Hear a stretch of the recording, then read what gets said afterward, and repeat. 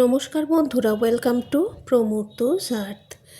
দেখুন কীরকম ফুলের মতো সাজিয়েছি না, কি সুন্দর দেখতে লাগছে। কি আন্দাজ করা যাচ্ছে? গোলা রুটি তো না, আগের দিন গোলা রুটির রেসিপি দিয়েছিলাম। তাহলে কি? হ্যাঁ, বিউলির ডাল আর চাল, তার মানে সরু চাকলি। দেখুন, বিউলির ডালটা আমি ওভারনাইট ভিজিয়ে রেখেছিলাম।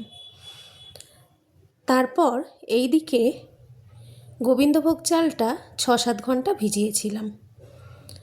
বিউলির ডাল নিয়েছিলাম প্রায় 150 গ্রাম মতো, আর গোবিন্দভোগ চাল 250 গ্রাম মতো নিয়েছিলাম। তার সাথে চালের গুঁড়ি 200 গ্রাম, ময়দা 50 গ্রাম মতো, আদা মৌরি বাটা আর লবণ আর তার সাথে দিয়েছিলাম গোলমরিচের গুঁড়ো। টেক্সচারটা এমন বানাতে হবে, সবকটা ভালো করে মিক্সড করে নিতে হবে। আর টেক্সচারটা এমন বানাতে হবে হাতার পিছন দিকটায় যেন একটা হালকা লেয়ার থাকে। প্রথমে গ্যাস হাই করে নিয়ে তারপরেই লো করে নিতে হবে।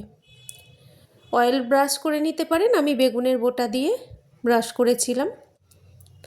তারপরে 2 মিনিট মতো অপেক্ষা করতে হবে। যেহেতু চাল আর ডাল দেওয়া আছে, তাই যখন ওপরটা শুকনো হয়ে আসবে, খেয়াল করে দেখতে পাবেন সাইড থেকে ছেড়ে ছেড়ে মতো আসছে, উঠে উঠে মতো আসছে। তখনই বুঝবেন যে জিনিসটা হয়ে গেছে। অতি সহজেই তখন খুন্তি দিয়ে আপনি উল্টে নিতে পারবেন, মনে হবে রুটি উল্টাচ্ছেন। কিন্তু এই চাল, বিউলির ডাল এর পরিমাপে যদি গন্ডগোল হয়েছে তাহলে মাথা খারাপ। প্রথমের দিকে আমার 1 বছর হয়েছিল, মাথা খারাপ হয়ে যাচ্ছে। ব্যাটার গুলেছি মোটামুটি 50টা হবে সেরকম, আর আমি 5টা করতেই চোখের জলে নাকের জলে অবস্থা।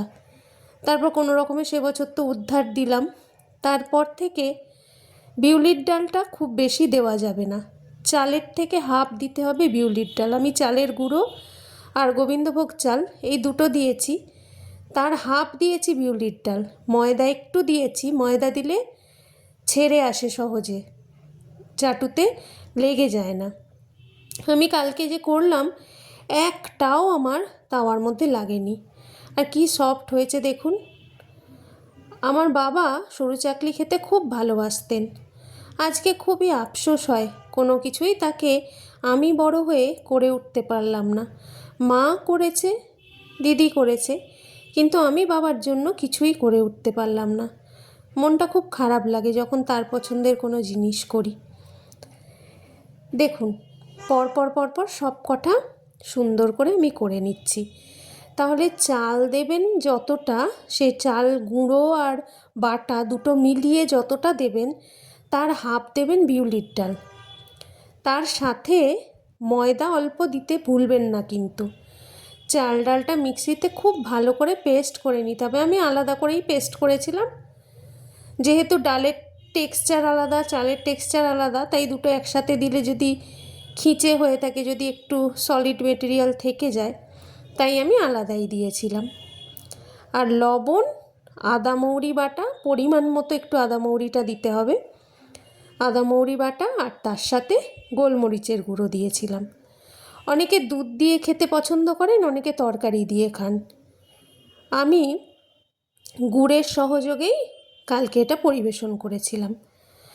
আমার সব কটা সরু চাকলি করতে মোটামুটি ঘন্টাখানেক মতো টাইম লেগেছে। আর সুস্বাদু উপাদেয় এই হালকা খাদ্য ছোট থেকে বড় সবারই প্রিয়। এটা শক্ত হয় না, পরের দিন বাসি খেতে আরও ভালো লাগে। বন্ধুরা, কমেন্ট, শেয়ার, লাইক চাই। তার সাথে এখনও যারা সাবস্ক্রাইব করেননি, প্লিজ সাবস্ক্রাইব করে নিন।